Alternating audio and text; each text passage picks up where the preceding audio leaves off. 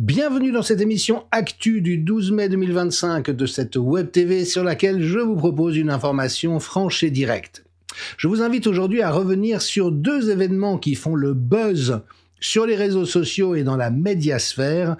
D'un côté, cet objet suspect qu'Emmanuel Macron a retiré de la table du train dans lequel il se situait en revenant de Kiev en compagnie du chancelier allemand et du Premier ministre britannique. Et le second, c'est cette sortie de Thierry Ardisson sur le plateau de Léa Salamé, comparant la situation à Gaza à Auschwitz. Et l'un et l'autre ont mis le feu aux poudres sur les réseaux sociaux et dans la presse. En ce qui concerne Macron, donc je rappelle la scène, il est avec ses amis, tout sautillant, tout heureux, il se retrouve dans une salle de conférence roulante, et là Macron remarque sur la table quelque chose d'indésirable qui l'escamote avec son art du détournement d'attention, mais toujours est-il que beaucoup d'internautes ont pris ça pour un sachet de cocaïne et en ont fait des gorges chaudes sur les réseaux sociaux. Évidemment que le contre-feu n'a pas tardé, et notamment l'Élysée, mais également toute la presse aux ordres, s'est mis à se gausser de ces complotistes qui voient le diable partout, en disant non, il s'agissait d'un mouchoir, et il n'y avait absolument rien là de critiquable ou qui mérita qu'on y portât son attention. Alors, évidemment que la situation est intéressante, parce qu'il faut se souvenir que les buzz ont comme caractéristique principale, et c'est parfois une de leurs fonctions lorsqu'ils sont montés en épingle, de couvrir, de masquer l'essentiel. Et l'essentiel, en l'occurrence, c'est que vous avez 3 dirigeants des principaux pays européens qui ont été à Kiev. Pourquoi ? Pour s'assurer de la continuation d'une guerre qui n'aurait jamais dû commencer, qui a déjà fait des centaines et des centaines de milliers de victimes, alors que les 3 gouvernants sont des pantins aux mains d'intérêts qui sont ceux qui détiennent réellement le pouvoir dans notre monde. On pourrait citer bien sûr BlackRock, on pourrait citer le Forum économique mondial, on pourrait citer la galaxie Rothschild. Il faut rappeler que Macron a été nommé associé gérant à 32 ans, alors qu'il n'avait rien fait d'intéressant dans sa vie ou de convaincant jusque-là. Traitement de faveur dont on se demande bien à quoi il était dû. Et donc, vous avez 3 personnes qui continuent à verser le sang pour que d'aucuns puissent faire des affaires juteuses sur les décombres de ce sacrifice, et qui, comme des adolescents en goguette, sont tout ravis d'être là. Et donc, magnifique écran de fumée, s'agissait-il d'un sachet de cocaïne ou non ? Probablement pas. Mais toujours est-il que la consommation de cocaïne à l'Élysée, à l'Assemblée nationale, dans les ministères, au sein des pseudo-élites, comme par exemple tout l'univers financier et des traders, mais également les dirigeants de nombreux pays. On sait qu'au sujet de Justin Trudeau, de l'ancienne première ministre néo-zélandaise, de Zelensky bien sûr, il existe d'énormes doutes, et toutes les personnes qui connaissent un peu les problématiques d'addiction savent que ça n'est absolument pas inventé. Il y a effectivement quelque chose qui pose problème et qui est d'autant plus grave que l'effet psychoactif de la cocaïne est de plonger dans une forme de mégalomanie, de parano, d'arrogance, de mépris, de sentiment de sa propre supériorité.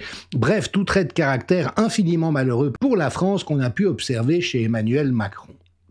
Deuxième buzz, Thierry Ardisson qui compare la situation à Gaza à Auschwitz en disant « mais c'est invraisemblable que les Juifs qui ont subi la Shoah en viennent aujourd'hui à infliger cela aux Palestiniens ».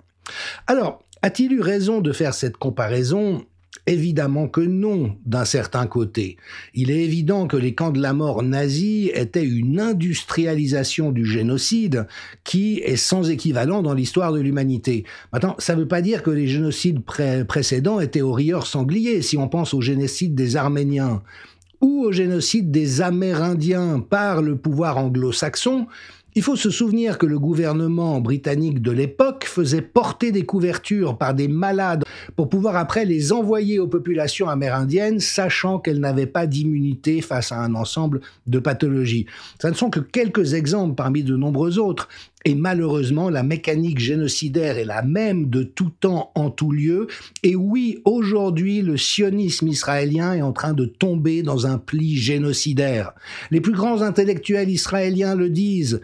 Gideon Lévy, le grand éditorialiste, dit « grattez un peu et vous peinerez à trouver un juif israélien qui ne considère pas les Palestiniens comme des sous-hommes ». Et on voit cette dérive d'Israël vers le fascisme qui n'est pas entièrement étonnant.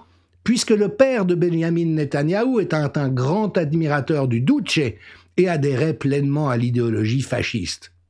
Alors bien sûr, cette comparaison n'était pas forcément adéquate, mais sur le fond, elle l'était. Et d'ailleurs, de nombreux survivants de l'Holocauste le disent. Je reconnais ce qu'on m'a fait subir, et c'est Israël qui l'inflige aux Palestiniens. Et je ne me demandais jamais, pas en notre nom, de cautionner le fait qu'Israël aujourd'hui inflige aux Palestiniens quelque chose de si similaire à ce que les Juifs ont subi à travers l'histoire. Et de ce point de vue-là, oui, Thierry Ardisson avait raison.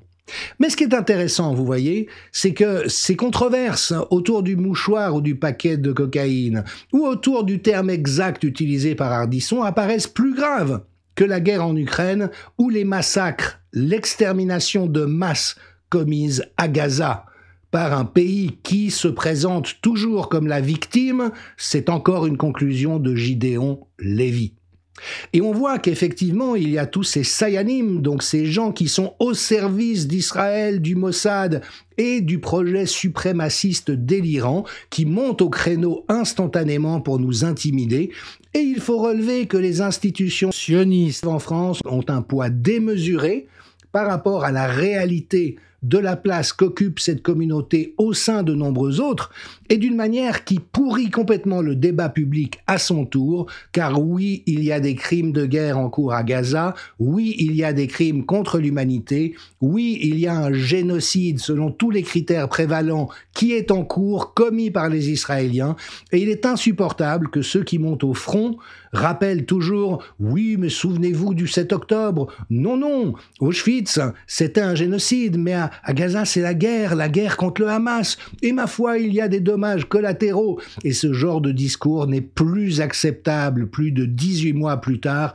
Honte à ceux qui le tiennent.